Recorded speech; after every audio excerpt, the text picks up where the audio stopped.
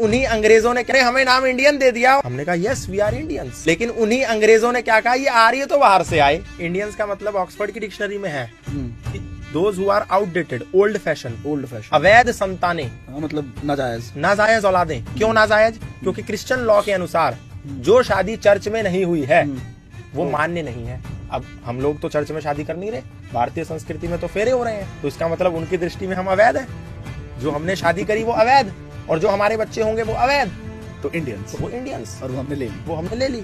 Yes I am proud to be Indian. अब आप देखो अमेरिका का कोई अंग्रेजी में, जर्मन में, रशियन में कोई और ट्रांसलेशन है?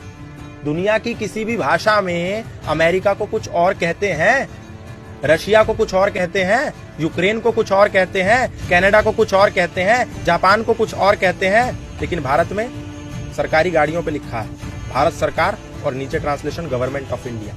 What is this? What is this nonsense? Bharat का ट्रांसलेशन अंग्रेजी में इंडिया कैसे हो सकता है? भारत मतलब भा प्लस रथ। भा मतलब ज्ञान और रथ मतलब लिप्त। जो ज्ञान में लिप्त वो भारत है। जो लोग ज्ञान में लिप्त उनको भारतीय कहते हैं। आर्यवर्त, आर्य मतलब क्या? श्रेष्ठ।